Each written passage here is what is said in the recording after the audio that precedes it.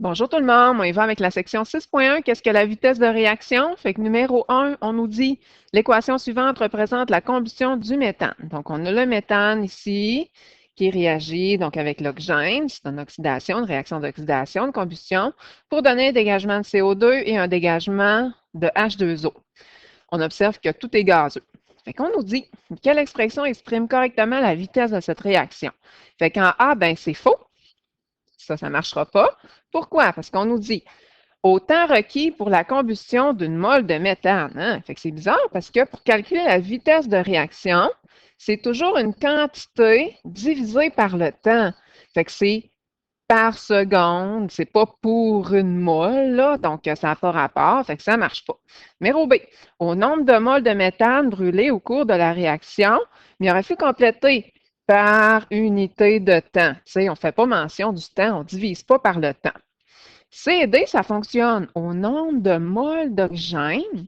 Nombre de moles d'oxygène, admettons nombre de moles d'oxygène, divisé par le temps. Ça marche. Ici, nombre de moles de méthane divisé par le temps, admettons en secondes. Fait que ça marche, c'est une quantité divisée par le temps. C'est bien correct. Numéro 2, propose deux façons plausibles de déterminer expérimentalement la vitesse de chacune des réactions. On vous en a donné 4, mais nous autres, on en veut seulement 2. Fait que ici, il faut regarder si on a affaire à des solides ou à des liquides ou peu importe. C'est comme ici, donc le calcium, bien, étant donné qu'il est solide, on va aller écrire solide, bien, on peut travailler en grammes par seconde, la quantité donc qui est produite divisée donc par le temps. Fait que c'est pour ça qu'on y était masse divisée par le temps. Après ça, on peut y aller donc avec le H2O. Le H2O, on l'a mis ici. On a mis les réactifs en haut, les produits en bas. Bien, étant donné que le H2O il est liquide, bien, on a fait donc le volume, admettons, le nombre de millilitres divisé donc par le temps, donc en secondes. Ensuite, qu'est-ce qu'on aurait pu faire avec les aqueux? Donc, les aqueux ici, donc on aurait pu y aller avec la concentration. Concentration en mol par litre divisé donc par le temps. Là, vous allez dire, ouais, mais pourquoi le H2O n'a pas fait la concentration? C'est parce qu'un liquide, c'est 100% pur, fait que la concentration ne varie pas, donc elle est toujours à 100%. Puis ensuite, donc, on a un gaz. Donc, un gaz, on aurait pu le récolter, puis aller calculer son volume, donc en millilitres récolté dans une burette, par unité donc de temps. Il faut vraiment regarder ici, donc l'état de chacun des réactifs, de chacun des produits. Même principe ici pour le NH4CO3. Donc, le NH4CO3, il est solide. Fait qu'on peut y aller avec la masse en grammes par seconde, admettons. Variation de la masse divisée par la variation du temps. Ensuite, on y va avec, toujours pour l'autre réactif, le CH3COOH. Oh, il y a une petite erreur là, pour le CH3COOH. On dirait qu'on l'a commis donc 2 fois là, pour le CH3COH. Ben, ouf, il y a une erreur, donc ça c'est clair. Donc, on aurait pu y aller, vu que c'est aqueux, avec la concentration. On va faire ici que c'est la concentration, là. CH3, ils ont mis CO2 partout, là. CH3COOH, c'est vraiment rare qu'il y ait des erreurs, là. On pourrait aller avec la variation de concentration de CH3COOH divisé donc par le temps. Autrement dit, les moles par litre divisé par des secondes. Ensuite, le NH3COO. Hey boy, ça ne marche pas non plus, ça. Donc, on va y aller ici. On pourrait y aller avec la concentration de NaCH3COO, variation de concentration, divisée par le temps. Et là, le CO2, mon Dieu, on l'a mis comme plusieurs fois. Bien, vu que c'est en grammes, on pourrait y aller avec la masse divisée par le temps, en grammes par seconde. Fait que ça fonctionnerait. Donc, il y avait une erreur ici, une chance qu'on le fait ensemble. Numéro 3, pour suivre la progression de la réaction de synthèse de l'ammoniac, fait qu'on met deux petites molécules qui, ensemble, qui va devenir une plus grosse, qui devient de l'ammoniac.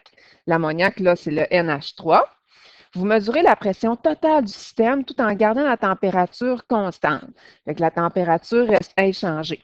Sachant que la réaction s'effectue selon l'équation ci-dessous, indiquez si la pression diminuera ou augmentera, Donc, c'est ça qu'on veut savoir. La pression va-t-il diminuer ou augmenter au fur et à mesure que l'ammoniac est produit? Expliquez votre réponse. Fait que je ne sais pas si vous avez vu, au niveau des réactifs, on a une molécule gazeuse et 3 molécules gazeuses. Fait au niveau des réactifs, en tout, admettons dans mon contenant, si je dessine un contenant, là, j'aurais 4 molécules gazeuses. Fait ici, 4 molécules gazeuses au niveau des réactifs. Et au niveau des produits à la fin, tiens, comme ça, OK, de même, j'ai 2 molécules gazeuses. Fait qu'est-ce qui s'est passé? Bien, c'est sûr qu'ici, la pression est plus élevée. Il y a plus de molécules gazeuses. Et ici, la pression, donc, est plus petite parce qu'il y a moins de particules gazeuses. Fait que c'est sûr que la pression va diminuer parce qu'il y a moins de particules gazeuses du côté des produits. Donc, il y a une combinaison. Fait que c'est sûr que, vu que notre température est constante, bien, on sait bien que la pression, bien, est proportionnelle au nombre de particules. C'est directement proportionnel. Si mon nombre de particules est plus élevé, la pression est plus élevée. Si mon nombre de particules est plus basse, on avait vu hein, pour les gaz, hein, ça c'est pour les gaz, bien, la pression est plus petite. Ici, numéro 4. Oh, je pense qu'il y a une question d'examen qui ressemble un peu à ça. On nous dit, Gabriel, effectue une expérience pour déterminer la vitesse d'une réaction. À partir des résultats obtenus, elle trace le graphique ci-dessous. Puis là, on veut savoir, nous, en A, ce graphique représente-t-il la transformation d'un réactif ou la formation, dans le fond, d'un produit? Bien, c'est sûr que la courbe, elle augmente. Fait qu'on voit que la concentration augmente au fur et à mesure que le temps augmente aussi. Fait que dans ce temps-là, ben, c'est sûr que ça représente la formation des produits parce que la courbe augmente. Si on se rappelle, là, si on dessine un peu là, le genre de graphique que ça donnait là, pour les réactifs et les produits, tiens, je vais dessiner ça en noir, puis je vais faire 2 belles couleurs là, pour que ça soit le plus chic. Donc, on avait les réactifs qui descendaient, comme ça, puis par la même occasion, les produits, donc, augmentaient. Donc, on avait les produits et les réactifs. Nous, ben, on a la courbe qui monte. Fait que c'est sûr que c'est en lien avec les produits. Donc, ça, c'est notre numéro A. B. La vitesse de réaction est-elle constante tout le long de la réaction? Ben non. Je n'ai pas là, une belle droite là, qui monte ou une belle droite qui descend. J'ai une courbe. Fait que non, elle n'est pas constante. Donc, c'est sûr que ce n'est pas directement proportionnel là, dans ce cas-ci.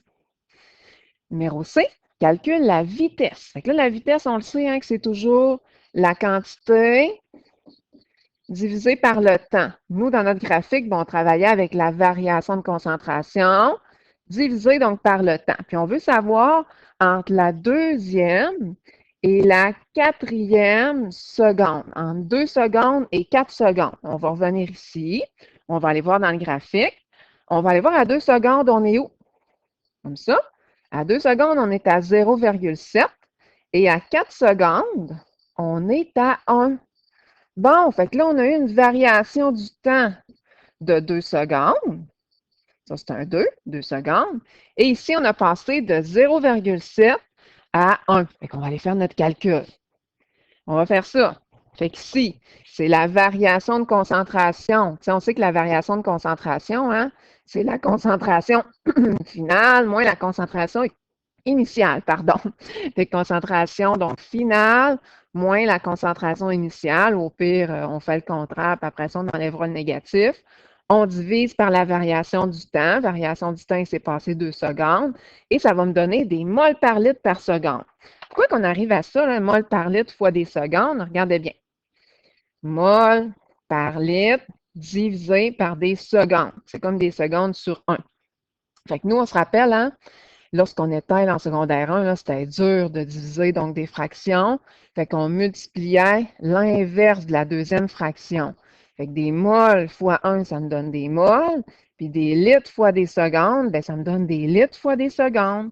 Fait que regardez, des moles par litre fois des secondes. Ou on peut l'avoir aussi comme ça. Mol fois des litres moins 1 fois des secondes à la moins 1. Tu sais, on monte le litre et secondes en haut. Mais moi, je préfère celui-là, personnellement. Bon, c'est comme là, vraiment que vous voulez. Ici, numéro 5, peut-on calculer la vitesse de réaction en kilomètres-heure ou en mètres par seconde? Ben non, parce qu'ici, là, c'est la distance divisée par le temps. Les molécules, là, ils ne font pas une distance, ils ne se déplacent pas. Ils vont se former, ou vont se transformer, ou ils vont réagir. Fait que non, ça ne marche pas. Mais tu sais, le principe est un peu le même, là, c'est la quantité divisée par le temps. Oh, genre de question d'examen, numéro 6. C'est une petite question là, conventionnelle de vitesse. Au cours d'une expérience sur la conversion du dioxyde de carbone en acide carbonique, on note que la concentration molaire du dioxyde de carbone va passer d'une concentration initiale de 2,2 fois 10 exposé à moins 1 à une concentration finale de 5,6 fois 10 exposé à moins 2. Fait qu'ici, on a une variation de concentration. Souvent, la concentration, on va mettre ça en crochant. Puis tout ça se fait à un temps, une variation du temps de 1,22 fois 10 exposé à moins 4. Bien sûr, on n'a pas besoin de faire moins 0. On va aller chercher la vitesse de réaction. Et que la vitesse, c'est toujours la quantité divisée par le temps. Fait que je vais faire concentration finale moins la concentration initiale, autrement dit la variation de concentration, et je vais diviser par le temps, ça va me donner des moles par litre fois des secondes, et le tour est joué. On y va avec le numéro 7, on nous dit l'éthanol, CH3CHO, est un liquide incolore et volatile. Il dégage une odeur fruitée, détectable à partir de 0,067 ppm. Bon, en tout cas, même s'il est naturellement produit par certaines plantes, on considère que c'est une substance toxique et cancérigène. Lorsqu'on le chauffe, l'éthanol, ça, c'est l'éthanol. Moi, c'est l'éthanol. Finalement, ben oui, se décompose selon l'équation suivante. Bon, fait qu'on nous dit, dans le tableau ci-contre, on présente les données expérimentales recueillies pour les 50 premières secondes. Fait qu'ici, on a la variation du temps et ici, donc, on a la concentration. On nous dit donc aussi que l'éthanol, donc qui est un réactif, se transforme donc en produit. On veut remplir justement le tableau de la concentration, mais cette fois-ci du méthane. Fait que nous, là, pour l'éthanol, ben, c'est le réactif, comme ça ici. Et nous, on veut regarder pour le tableau des produits. On est bien chanceux parce qu'on est dans une proportion de 1 pour 1 pour 1. Fait qu'aussitôt qu'il y a une molécule qui va réagir, ben, ça va se transformer en une molécule de ça puis une molécule donc de CO. Fait qu'est-ce qu'on va faire pour aller chercher notre tableau donc qui manque? Bien facile. Donc, nous, on commence avec une concentration donc de 1. Fait que c'est sûr que si je fais ma concentration du départ, donc moins 1, ben, tu sais, j'en ai 0, donc à la base. Tout ce que je vais aller faire, là, c'est ma concentration du début, moins qu'est-ce qui a réagi, donc qu'est-ce qui me reste. Puis, je vais avoir qu'est-ce qui s'est transformé finalement, donc en CH4. Donc, je vais faire 1 moins 1 qui va donner 0. Ensuite, 1 moins 0,877 qui va donner 0,123.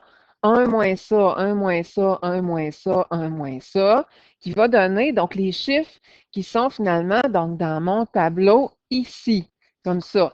Fait que 1 moins 0,588 qui va donner 0,412. Puis je peux mettre ça donc dans mon tableau. Fait que c'est ça qui est un petit peu plus dur. Après ça, tout ce qu'on avait à faire, c'est de mettre les deux tableaux dans mon graphique. Fait que c'est la concentration de l'éthanol puis la concentration du méthane en fonction du temps. Tiens, je vais graduer donc en bond de 10. Je pourrais y aller en bond de 10.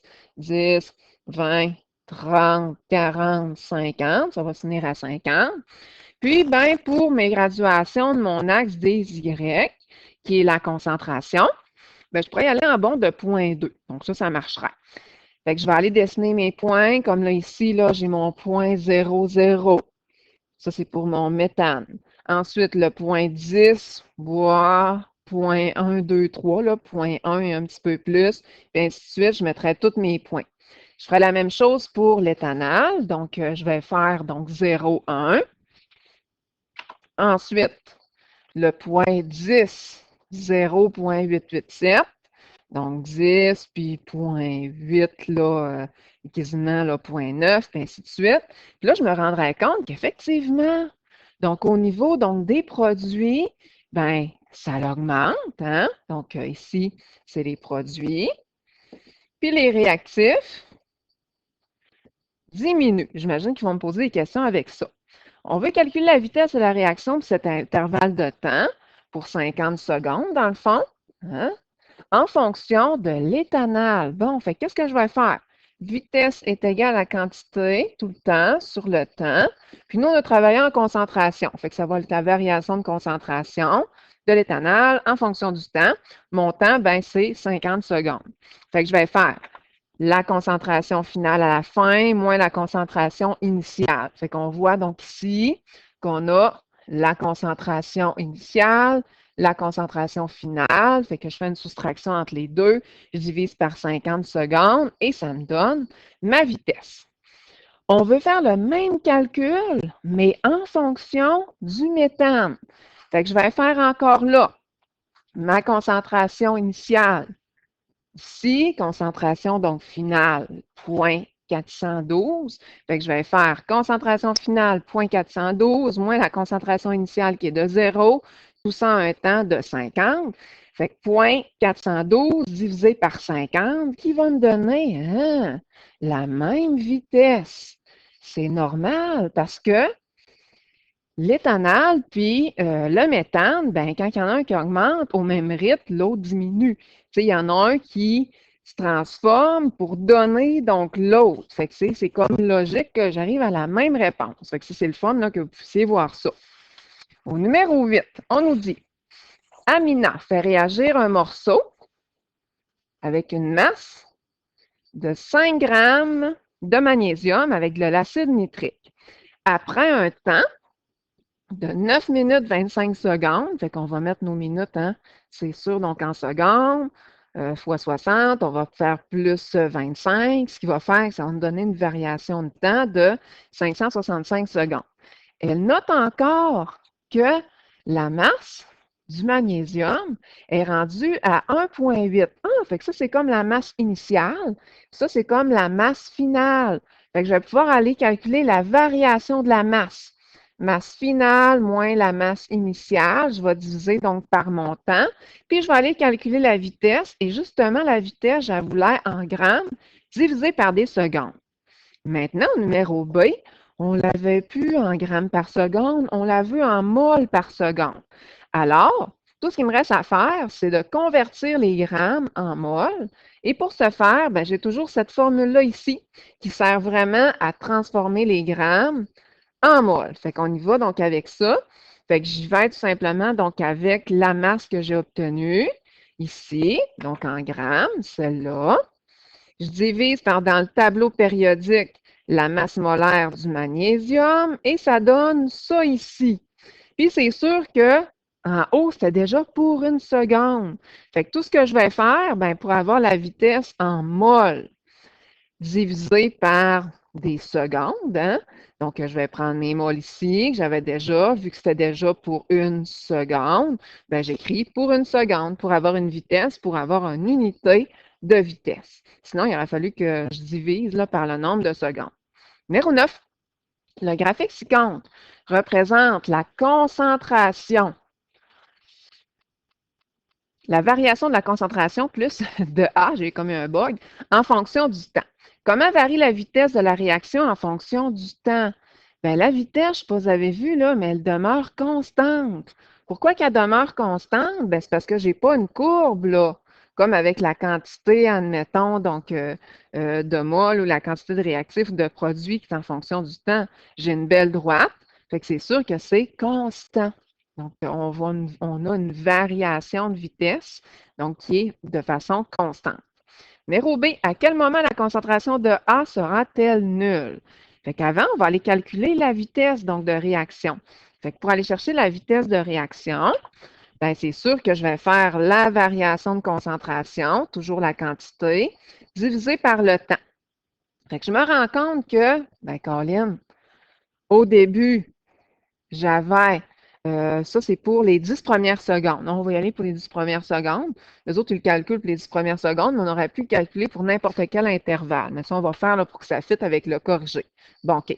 Fait qu'on oublie là, la petite ligne là, qu'il y avait, donc que j'ai faite en pointillé, donc en bleu. Fait qu'à 0 secondes, ben, c'est sûr que je suis à 0,8. Puis, à 10 secondes, je suis rendu à 0,7. Fait que ça veut dire que si je fais la concentration finale moins la concentration initiale, je divise par un temps de 10 secondes, là, puisque ça a pris 10 secondes pour faire cette variation de concentration-là, ça me donne la vitesse. Et vu que la vitesse est constante, bien, c'est sûr que je vais pouvoir m'en servir pour aller calculer le temps requis pour avoir une concentration est égale à 0. Fait que dans le fond, qu'est-ce que je vais aller chercher? C'est ça, là, si je continue là, ici, là, puis que j'arrive là, à 0, là, quel va être mon temps? La variation donc du temps. Tout ce que je vais faire, c'est que je vais prendre ma formule, je vais aller isoler le delta T, comme ça ici, fait que ça va donner delta T est égal à la variation de concentration divisée par la vitesse. Je vais faire la même chose, concentration finale à la fin, je veux une concentration de 0, moins la concentration initiale.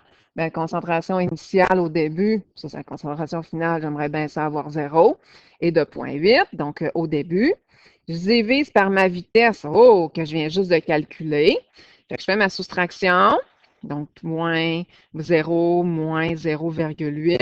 Là, je fais la valeur absolue, hein, parce qu'un temps, là, c'est tout le temps, tout le temps, tout le temps, tout le temps positif. J'enlève tout le temps là, les négatifs. Je divise par ma vitesse et ça me donne 80 secondes. À l'autre page, on continue à la page 258 avec le numéro 10. On nous dit Félix se prépare pour une expédition d'une fin de semaine afin de voyager le plus légèrement possible. Il planifie rigoureusement son périple. Il préfère préparer ses repas avec un petit réchaud à l'alcool méthylique. Il ne veut pas en manquer. L'étiquette de son réchaud indique que la vitesse de combustion, vitesse, est de 0,6 mol par minute, donc quantité divisée par le temps. Il calcule que son réchaud devrait fonctionner au moins pendant un temps de 4 heures. Dans ces conditions, quelle masse d'alcool devra-t-il transporter donc avec lui? Bon, fait qu'on va aller voir tout ça. Fait que nous, dans le fond, qu'est-ce qu'on va aller chercher? On va aller chercher donc la masse. Fait que pour aller chercher la masse, je vais me servir de ma petite formule. N est égal à petit m sur grand M. Je vais aller isoler donc le petit m et ça va me donner ça ici. Petit m est égal à grand M fois le nombre de moles.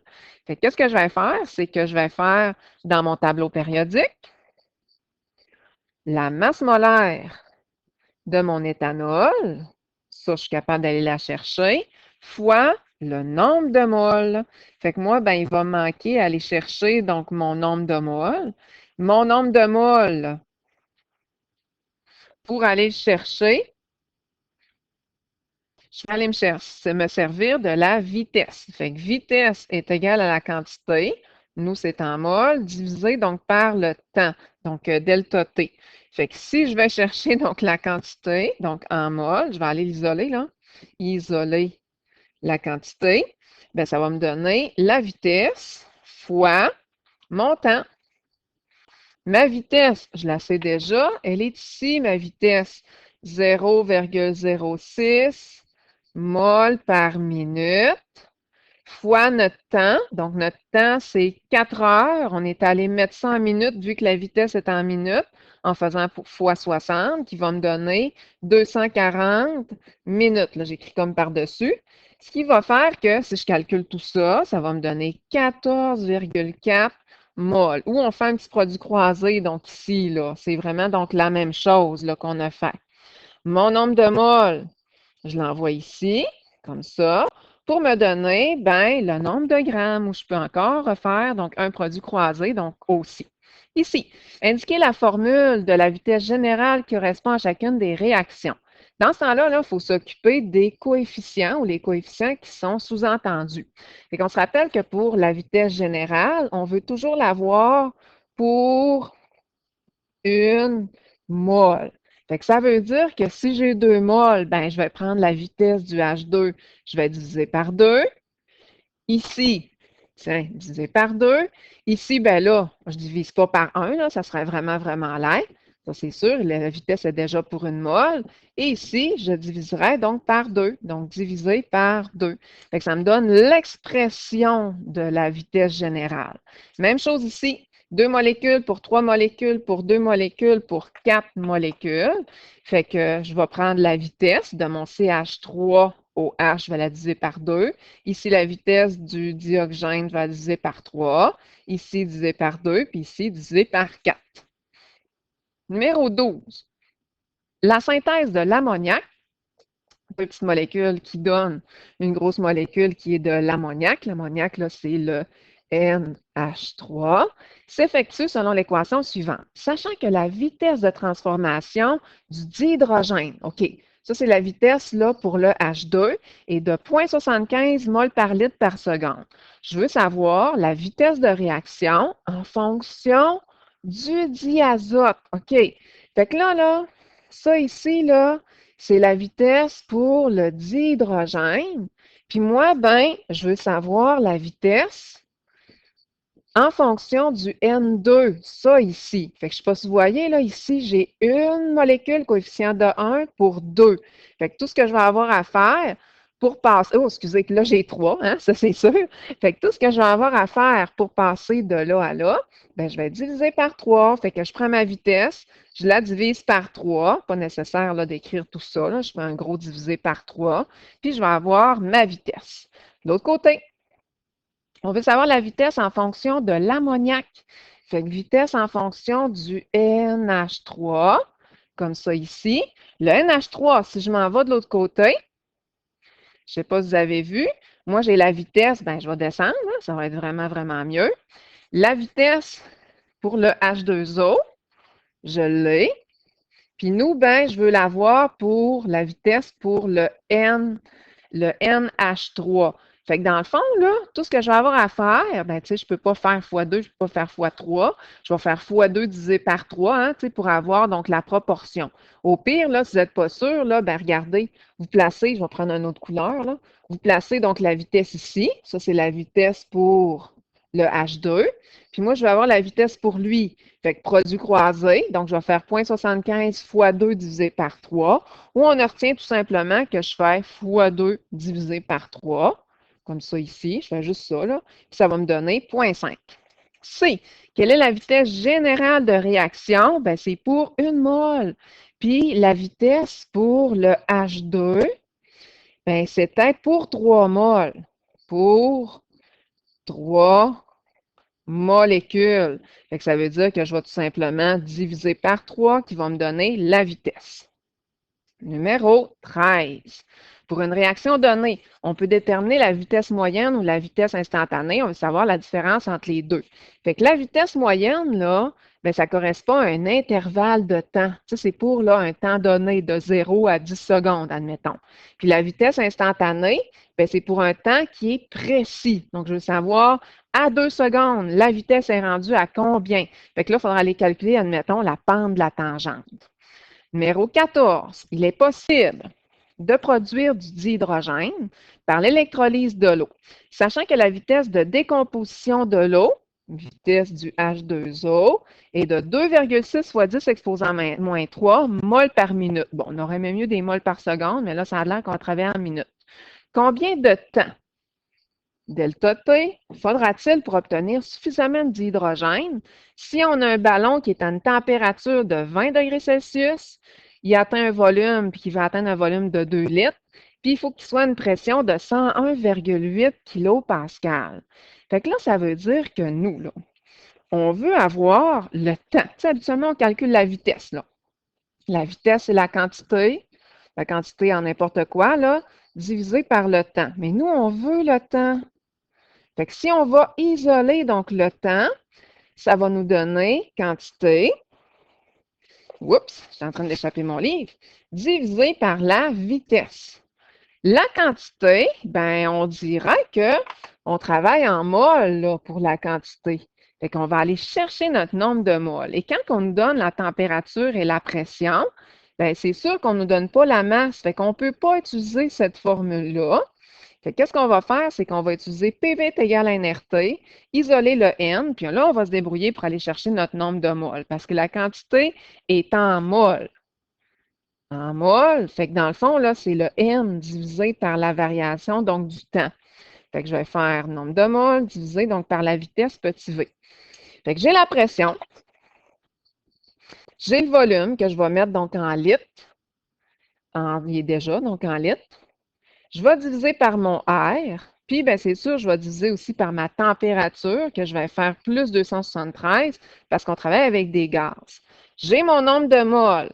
Je vais aller la placer donc ici, 0,0836 moles. Je vais diviser par ma vitesse, qui est de 2,6 fois 10 exposant moins 3 moles par minute. Fait que ça veut dire que si les moles et les moles se divisent, bien, il va me rester donc des minutes. C'est ça qu'on a fait donc ici, là, les produits croisés, là, ça remplace mon calcul ici et ça va me donner 32,15 minutes. Et voilà, ça me tente de le mettre en secondes. Là, je peux aussi, là, ça ne dérange pas. Pantoute, pantoute, pantoute. Numéro 15, on finit avec ça. C'est long aujourd'hui le devoir, mais il fallait vraiment faire ça comme il faut. Raphaël fait réagir des granules de magnésium dans l'acide chlorhydrique. Il recueille, qu'est-ce que vous avez fait au laboratoire, le 15? Il recueille le gaz produit, soit du dihydrogène, dans un contenant qui a un volume de 250 ml à une température de 25 degrés Celsius.